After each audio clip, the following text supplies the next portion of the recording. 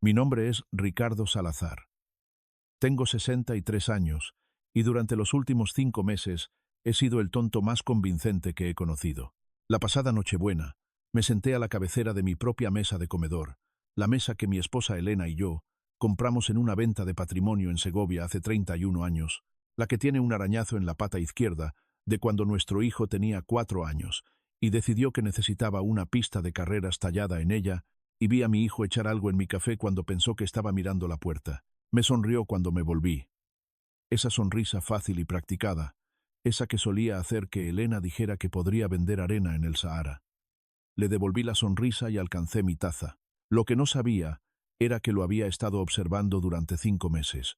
Lo que no sabía era que cuando levanté esa taza a mis labios, el café que acababa de manipular ya estaba al otro lado de la mesa. Antes de contarte lo que pasó cuando su esposa tomó ese sorbo en su lugar, déjame preguntarte algo. Deja tu ciudad en los comentarios y dime, ¿crees que las personas que más nos aman también pueden ser las más capaces de destruirnos? Porque yo solía pensar que sabía la respuesta a eso. Me equivoqué. Elena murió hace 22 meses, cáncer de ovario en etapa 4, diagnosticado en marzo y fallecida en octubre. 7 meses. Habíamos estado casados 34 años. No te voy a contar cómo fueron esos 7 meses, porque no hay palabras adecuadas para la tarea, y nunca he sido un hombre que buscara palabras que no pudiera sostener. Lo que sí te diré es que después de que ella se fue, no sabía qué hacer con mis manos.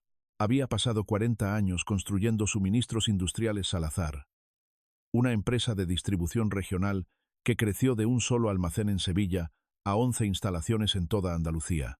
Había pasado esos mismos 40 años volviendo a casa con Elena. El trabajo y Elena. Esa era mi vida. Esa era la arquitectura de cada día. Y luego uno de esos pilares se fue y toda la estructura se inclinó. Mi hijo Raúl estuvo atento en las semanas posteriores al funeral. Llamaba todos los días. Venía desde Málaga los fines de semana. Se sentaba conmigo por las noches, cuando la casa era más ruidosa en su silencio. Estaba agradecido. Me decía a mí mismo que tenía suerte. Algunos hombres lo pierden todo a la vez. Fue Raúl quien primero sacó a relucir el dinero. Estábamos sentados en el porche trasero unas 6 semanas después del funeral. Octubre, lo suficientemente frío como para ver nuestro aliento, el tipo de tarde en la que Elena habría salido con 2 tazas de té sin que se lo pidieran. Raúl había venido solo. Su esposa, Diana, se había quedado en casa con los niños. Dijo, «Papá», dijo, girando su taza en sus manos, «he estado pensando en tu situación». Lo miré. ¿Qué situación? Financieramente. Vendiste la empresa el año pasado. Eso es una cantidad significativa de capital en cuentas. Y yo solo quiero asegurarme de que esté funcionando para ti, que esté protegido. Había vendido Suministros Industriales Salazar 14 meses antes, 8 meses antes del diagnóstico de Elena, a un grupo de capital privado de Barcelona. Estaba cansado. Elena había querido viajar. Teníamos una lista: Portugal, Nueva Zelanda, las islas griegas. Teníamos la lista y teníamos el dinero, y teníamos tiempo, pensamos. La venta se había cerrado en poco más de 19 millones de euros. Tengo un asesor financiero, dije. Juan Jiménez. Él ha manejado mis cuentas durante 12 años. Lo sé. Pero papá, Juan, es de la vieja escuela. Es un tipo genial, pero no está posicionado para dónde van los mercados. He estado trabajando mucho en inversiones alternativas, capital privado, fondos estructurados. Realmente podría hacer crecer lo que tienes. Raúl era planificador financiero, o eso decía, tenía una licencia, tenía una oficina en Málaga con su nombre en la puerta. Siempre había sido bueno con los números y siempre había estado orgulloso de eso. Le dije que lo pensaría. No lo pensé. En cambio, llamé a Juan Jiménez y le dije que se asegurara de que todo estuviera bien cerrado. 2 semanas después, Diana me llamó. Diana era la esposa de Raúl desde hacía 9 años. Era una mujer agradable, organizada, un poco fría en los bordes, el tipo de persona que recordaba los cumpleaños porque llevaba una hoja de cálculo, no porque sintiera el atractivo de la fecha. Siempre había sido educada con Elena. Educada pero no cálida. Ricardo, dijo, Raúl y yo estamos muy preocupados por ti. Vivir solo en esa casa grande, Manejar todo ese dinero tú solo después de todo lo que has pasado es demasiado. Queremos ayudarte. Raúl ha estado reuniendo algunas ideas. Le di las gracias, colgué y luego me senté en la silla de Elena junto a la ventana, la verde que había retapizado 2 veces, porque le encantaba la forma. Y pensé en el hecho de que mi hijo había enviado a su esposa a hacer la segunda pregunta. Esa era una técnica de ventas. Yo mismo la había usado hace 30 años, cuando estaba construyendo relaciones con clientes y aprendiendo que el primer no nunca era la respuesta final. Mi hijo estaba usando una técnica de ventas conmigo 3 semanas después del funeral de su madre. Llamé a mi abogada a la mañana siguiente. Su nombre era Carmen O'Reilly y había sido mi asesora corporativa durante 11 años. Tenía 51 años. Era precisa y constitucionalmente incapaz de decirte lo que querías oír si la verdad era diferente. Carmen, le dije, necesito que investigues discretamente la práctica financiera de mi hijo. Algo no me parece bien. No hizo preguntas. Dijo que me llamaría en 2 semanas. Me llamó en 10 días. Ricardo, su voz era cautelosa, de la manera en que las voces cautelosas nunca son buenas noticias.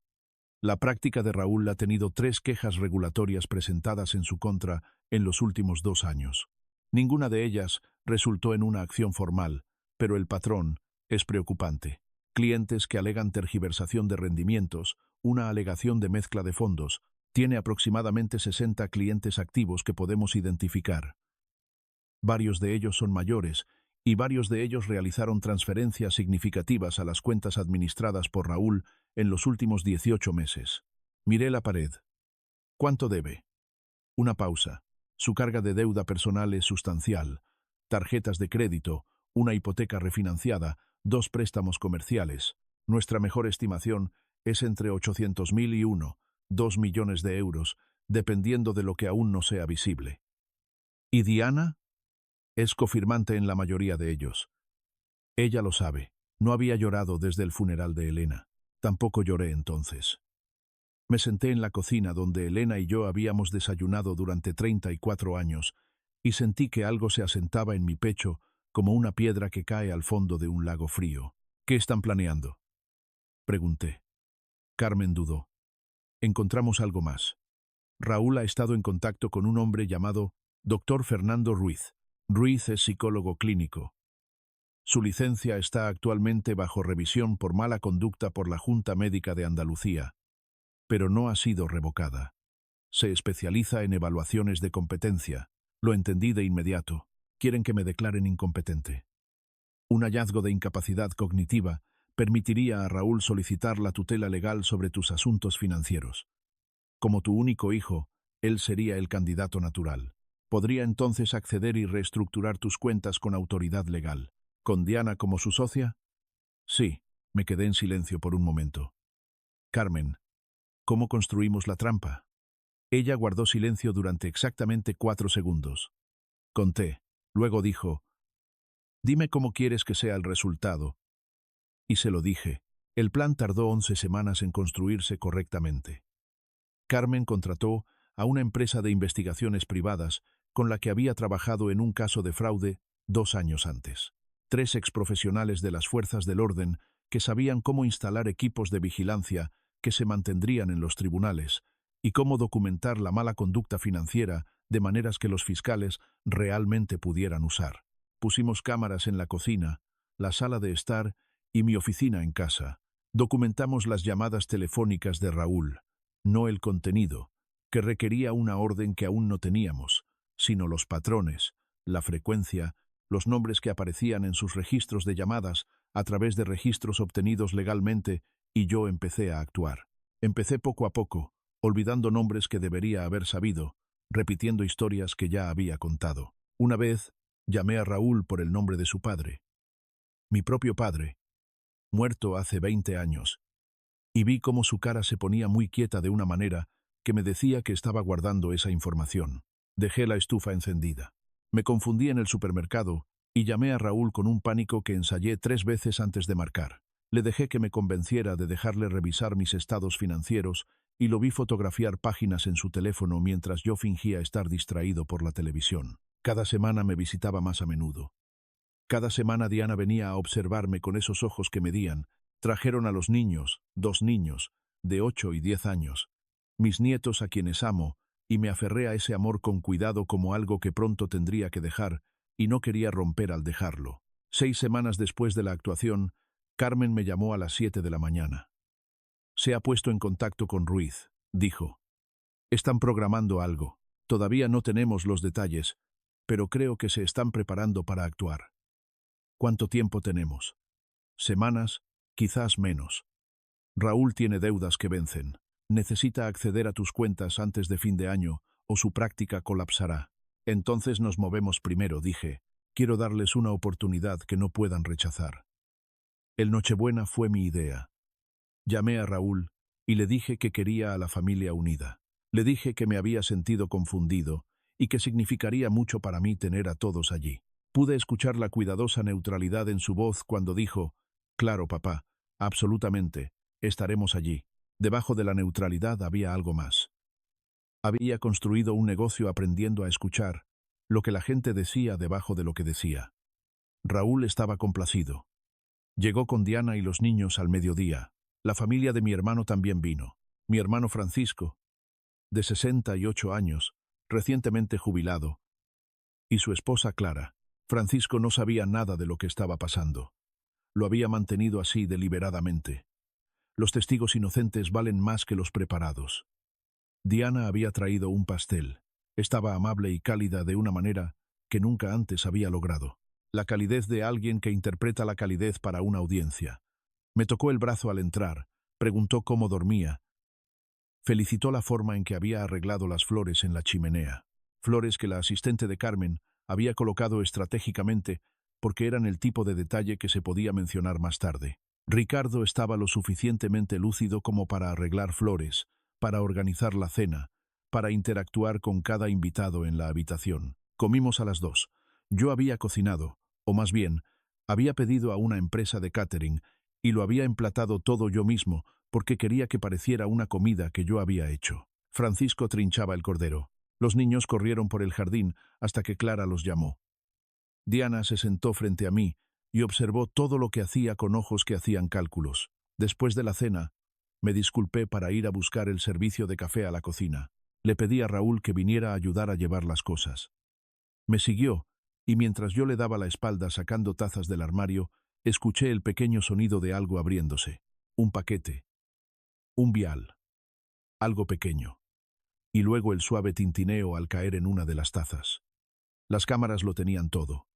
Me di la vuelta con las tazas en una bandeja y volví al comedor. Dejé la bandeja. Hice una pequeña producción distribuyendo tazas, siendo el anfitrión generoso, y en el proceso de inclinarme sobre la mesa para entregarle a Francisco su café, dejé mi taza al lado equivocado del centro de mesa, donde Diana estaba sentada. Tardó menos de 30 segundos.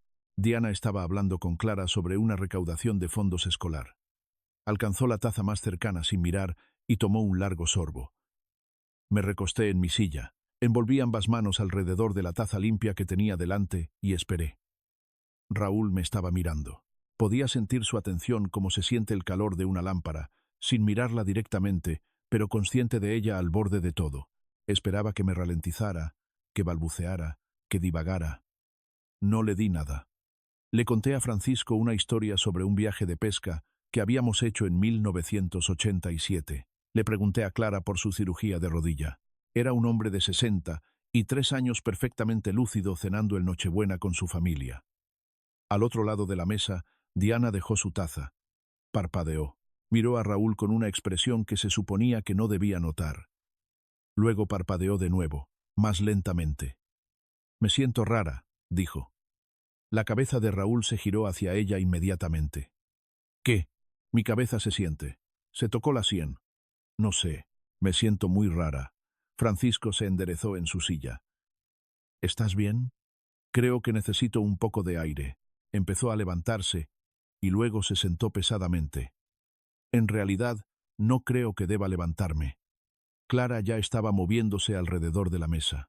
Raúl estaba de pie, con el rostro pálido, sus ojos moviéndose entre su esposa y yo, y de vuelta a su esposa. Sus manos temblaban. «Llama al 112», dije, mi voz firme y segura. la voz de un hombre que había dirigido una empresa durante 40 años y sabía qué hacer cuando algo salía mal. Llámalos ahora, Raúl. Se quedó inmóvil durante 3 segundos completos. Luego sacó su teléfono.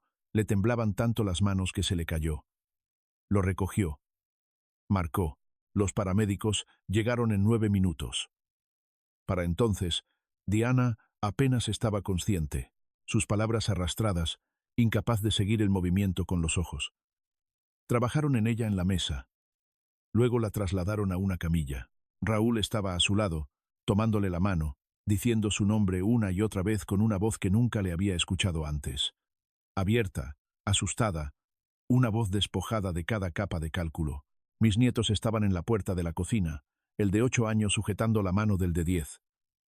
Fui hacia ellos. Me agaché, algo que mis rodillas no agradecen desde que cumplí 50 años, y les sostuve la cara con las manos y les dije que su madre iba a estar bien, que estaba en buenas manos, que todo iba a estar bien. No sé si alguna vez he dicho una mentira que me haya costado más que esa. Francisco me llevó al hospital. No le dije nada en el coche. Estaba callado como se pone Francisco cuando sabe que algo grave está pasando y está esperando que la forma de ello se aclare. Nos conocemos desde hace 63 años. Él puede leer mis silencios como la mayoría de la gente lee frases. En el hospital, una joven médica de urgencias nos encontró en la sala de espera. Tenía la particular franqueza de alguien que da información difícil muchas veces al día y ha aprendido que suavizarla rara vez ayuda. La señora Salazar está estable. Dijo, hemos administrado el tratamiento adecuado y está respondiendo bien. Sus análisis de sangre indicaron una alta concentración de zolpidem. Ese es el nombre genérico de Ambien, en una dosis significativamente por encima del rango terapéutico. En la concentración que encontramos, causaría sedación extrema, confusión, deterioro de la función motora. Normalmente no es peligroso en un adulto sano si se trata rápidamente, como fue el caso. Francisco dijo, ¿alguien la drogó? Eso no es algo que pueda determinar, dijo la doctora. Pero la ley me exige informar esto a las fuerzas del orden. La concentración no era consistente con una ingestión accidental. Raúl estaba de pie al borde de la sala de espera.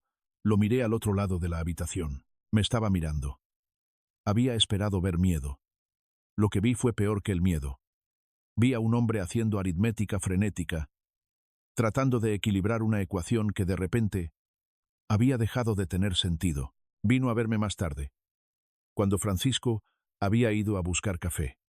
Se sentó a mi lado y por un momento no habló. Papá, dijo finalmente, con la voz baja, algo salió mal esta noche. Lo miré. Sí, Diana va a estar bien. La doctora dijo que va a estar bien. Lo sé. Se frotó las manos. No entiendo cómo él se detuvo. Volvió a empezar. Tú fuiste quien él se detuvo de nuevo. Esperé. Dejar que lo analizara. Dejar que intentara que la aritmética funcionara. ¿Quién cambió las tazas?, preguntó. Su voz apenas era un susurro. El chico al que había enseñado a montar en bicicleta en el aparcamiento de nuestro almacén un sábado por la mañana, mientras Elena miraba desde el muelle de carga. El chico al que había llevado a torneos de béisbol en 3 comunidades autónomas y ayudado con el cálculo y discutido sobre los toques de queda, y de quien había estado orgulloso de maneras que nunca había sabido expresar completamente. Yo lo hice, dije. Me miró fijamente. He sabido lo que planeabas durante 5 meses, dije. He estado esperando que me dieras lo suficiente para detenerte adecuadamente. El color abandonó su rostro en una única y lenta recesión, como el agua que se retira con la marea. Papá, no. Mi voz era tranquila. No necesitaba ser alta. Lo que sea que fueras a decir a continuación, no lo digas. 2 detectives llegaron 40 minutos después. Nos entrevistaron a cada uno en una sala de consulta separada. Cuando entrevistaron a Raúl, estuvo allí durante 55 minutos. Cuando salió, parecía más pequeño de lo que había entrado, de la forma en que ciertos hombres se desinflan cuando la actuación finalmente cuesta demasiado mantenerla. Mi entrevista fue más corta. El detective, un hombre corpulento llamado Molina, que había estado haciendo esto el tiempo suficiente para escuchar más de lo que hablaba, me preguntó qué había observado en la cena. Le dije que había notado a Raúl cerca del servicio de café en la cocina, que lo había visto con algo en sus manos, que había tomado una decisión sobre qué taza usar cuando regresé a la mesa. Usted cambió las tazas deliberadamente, dijo Molina, no una pregunta. Me protegí, dije. Me estudió por un largo momento. Señor Salazar, ¿hay algo más que crea que deberíamos saber sobre las actividades de su hijo? Metí la mano en el bolsillo interior de mi chaqueta y saqué un sobre. Mi abogada preparó esto, dije. Contiene un resumen de la documentación que hemos recopilado durante los últimos 5 meses. Registros financieros, grabaciones de vigilancia de mi casa, todo obtenido legalmente, registros de llamadas y una evaluación preliminar de un contable forense sobre irregularidades en la práctica financiera de mi hijo. Los archivos originales están con mi abogada. Ella está disponible cuando ustedes los quieran. Molina tomó el sobre. Lo miró. Me miró. ¿Cuánto tiempo lleva planeando esto?, preguntó. Desde que supe lo que él estaba planeando, dije. Asintió lentamente. Descanse, señor Salazar. No fui a casa esa noche. Carmen me había reservado una habitación en un Marriott, a 15 minutos del hospital, y me senté junto a la ventana durante mucho tiempo, observando las luces del aparcamiento. Francisco llamó a las 11:30. Dejé que saltara el buzón de voz. Hablaría con él pronto. Le explicaría todo. Pero no esa noche. Pensé en Raúl a los 8 años, de pie al borde del campo de béisbol con su guante, entrecerrando los ojos bajo el sol de la tarde. Pensé en Elena en el funeral, cómo toda la sala había estado llena de gente a la que ella había hecho sentir vista, valorada y amada, cómo la fila había salido por la puerta y bajado por la calle. Pensé en la lista: Portugal, Nueva Zelanda, las islas griegas, todavía doblada en el tercer cajón del tocador de Elena, donde ella la había puesto. Pensé en lo que significa amar a alguien que se ha convertido en un extraño. Los procedimientos penales duraron 7 meses. Carmen había reunido un caso que la fiscal describió más tarde como uno de los expedientes de fraude a personas mayores más limpios que había visto. Todo documentado. Todo admisible. Un patrón claro y demostrable de intención. Raúl fue acusado de intento de abuso de ancianos, conspiración para cometer fraude financiero y agresión con una sustancia controlada. Durante 3 meses mantuvo que todo había sido un malentendido, que había estado tratando de ayudarme, que la medicación había sido un accidente. Las grabaciones de vigilancia de mi cocina hicieron que esa posición fuera insostenible. Su propia voz, grabada en su propia casa 2 semanas antes del Nochebuena, cuando creía que estaba hablando en privado, diciendo lo que pretendía hacer y cuándo pretendía hacerlo, lo empeoró. Se declaró culpable 4 días antes del juicio. El juez lo sentenció a 9 años. Fernando Ruiz, el psicólogo que Raúl había contratado para realizar una evaluación de competencia fraudulenta, cooperó con los fiscales a cambio de consideración, perdió su licencia permanentemente y recibió 18 meses de libertad supervisada. Diana presentó un panorama más complicado. Ella lo sabía. Los registros financieros lo dejaban claro, y sus propias comunicaciones con Raúl, obtenidas a través del descubrimiento, mostraban que había sido una participante activa en la planificación. Ella había presionado, ella había ayudado a redactar el lenguaje de la petición de tutela, ella había sido quien sugirió la fecha del Nochebuena, porque las vacaciones, como le había escrito en un mensaje de texto a Raúl, hacen que las personas mayores se emocionen y sean más fáciles de manejar. Recibió 6 años. Mis nietos se fueron a vivir con los padres de Diana en Galicia. Les hablo por teléfono. No es suficiente. Nunca será suficiente. Esta es la parte que ninguna de las conversaciones sobre justicia, consecuencias y hacer lo correcto logra captar del todo.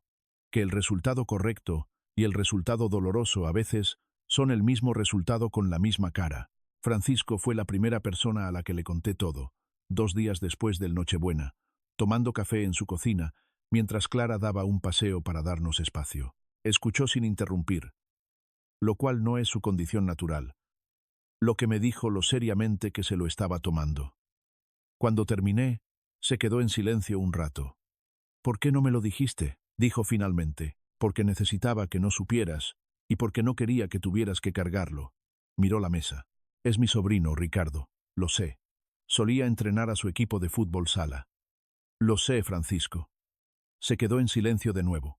Luego dijo: «Elena habría sabido que algo andaba mal antes que tú. Ella siempre leía a la gente más rápido». «Sí», dije. «Lo hizo».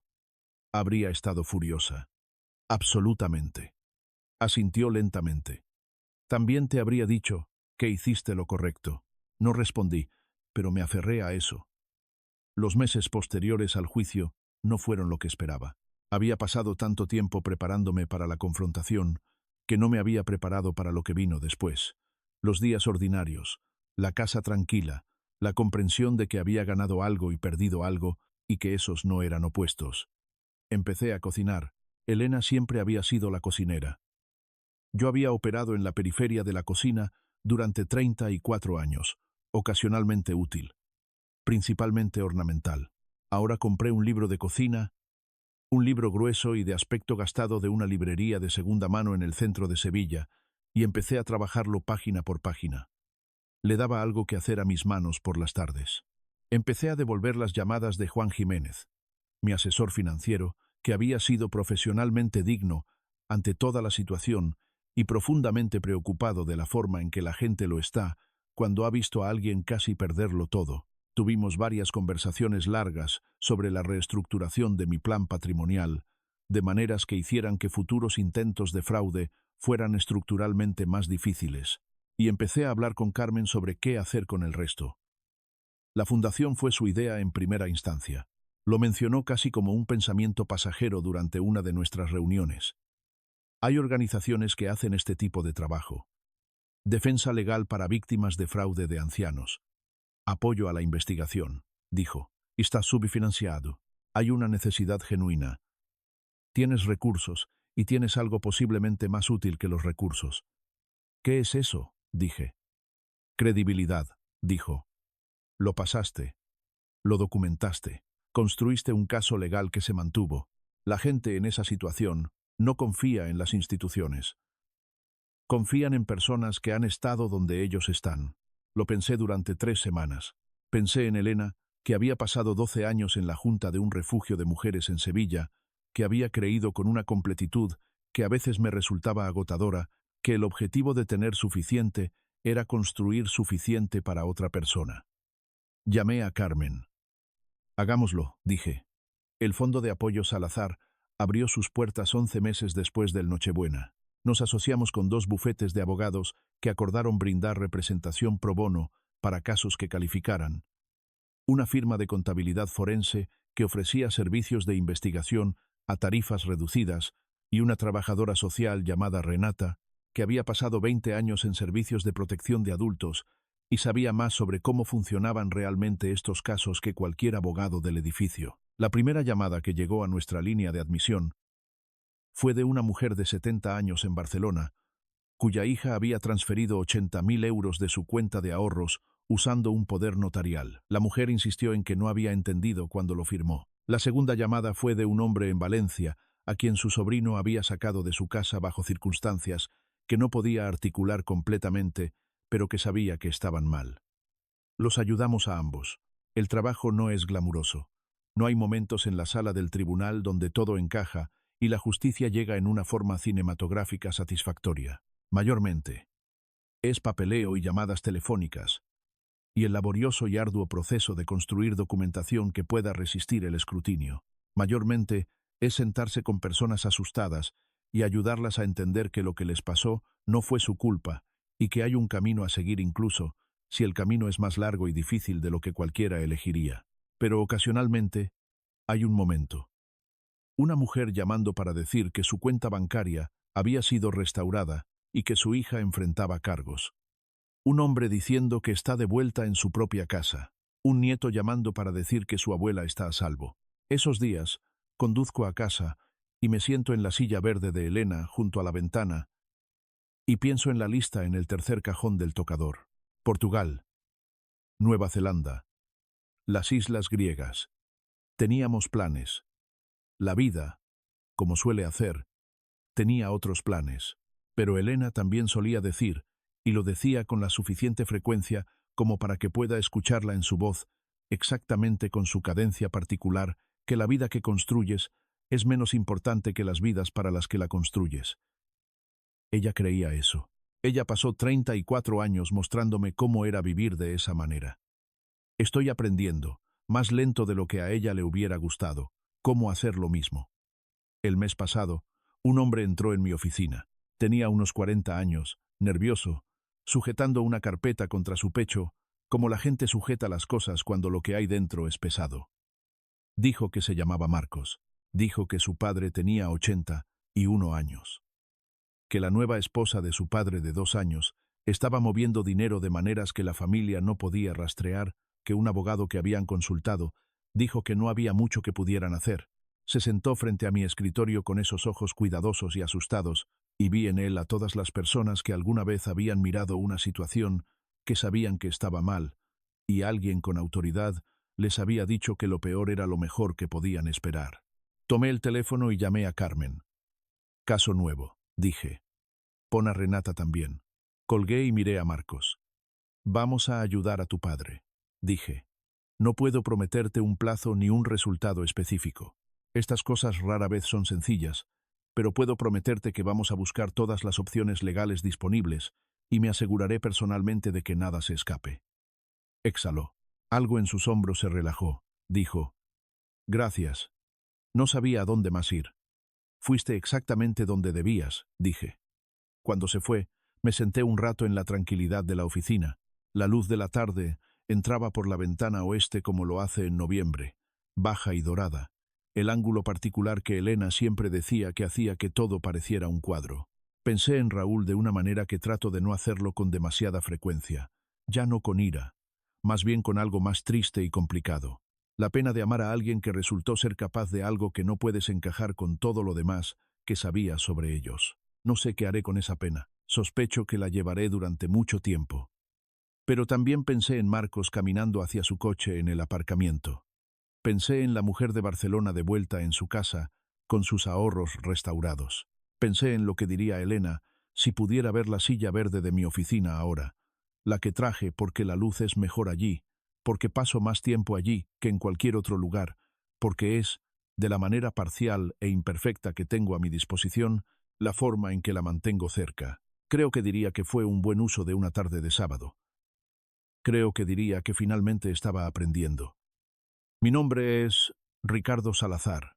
Tengo 63 años y dirijo una fundación que ayuda a personas que están siendo robadas por las personas que se supone que las aman. Si conoces a alguien en esa situación, si eres esa persona, contáctanos. Estamos aquí. Y a cualquiera que haya mirado a un anciano y solo haya visto a alguien fácil de aprovechar, he construido un negocio desde cero, he criado una familia, he amado a una mujer durante 34 años y he sobrevivido al peor año de mi vida, con mi ingenio y mi documentación completamente intactos. Los he estado observando mucho más tiempo del que ustedes me han estado observando a mí. La trampa siempre estuvo tendida.